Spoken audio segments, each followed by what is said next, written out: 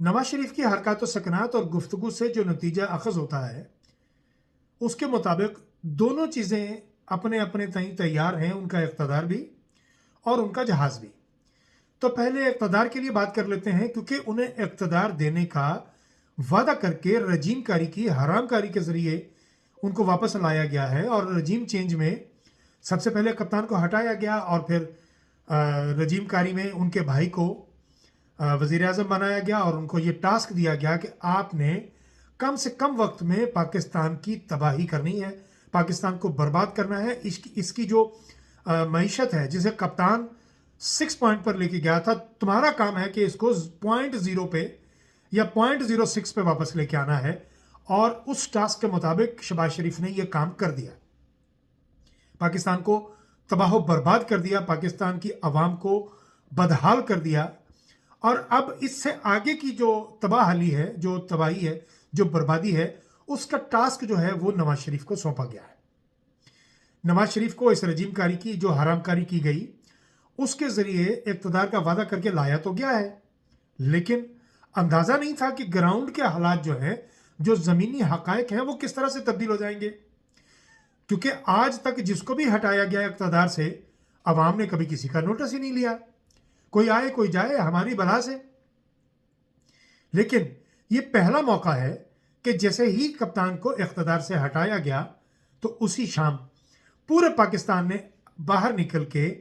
یہ ثابت کر دیا کہ کپتان کروشل حالات کے باوجود عوام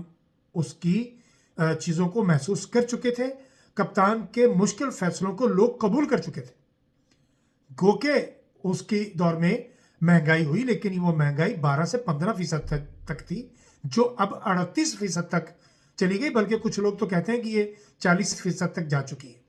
اور اندازہ بھی ہوتا ہے، محسوس بھی ہوتا ہے۔ اب نواز شریف صاحب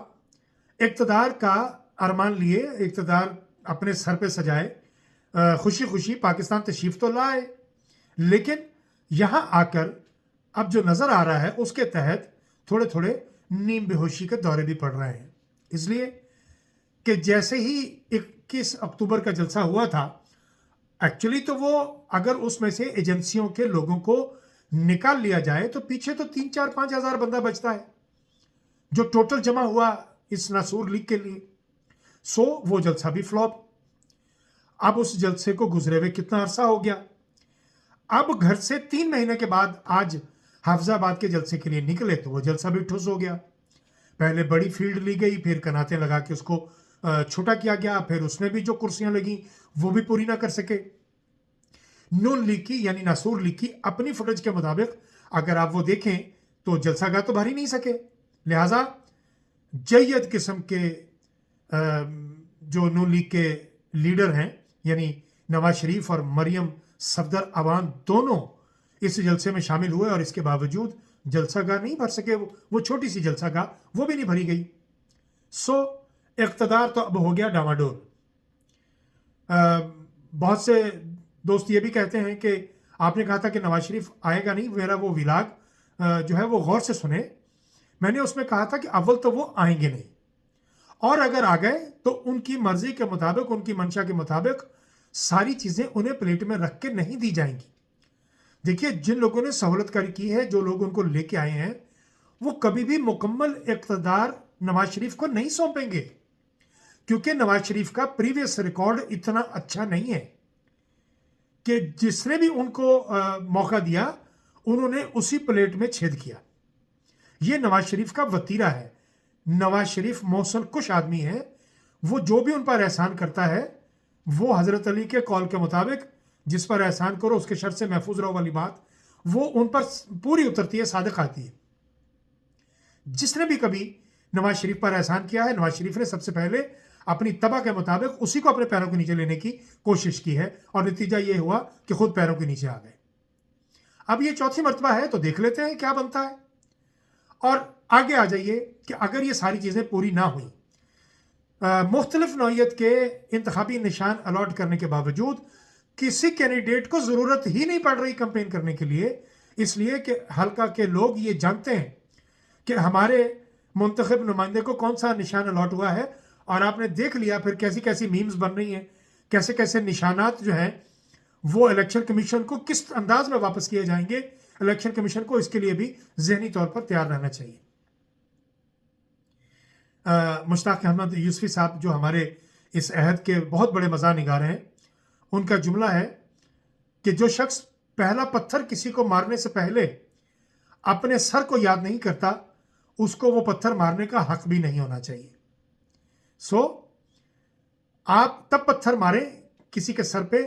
या किसी को जब आप अपने सर को याद रखें कि ये पत्थर वापस आएगा। तो इलेक्शन कमीशन अब अपने सर को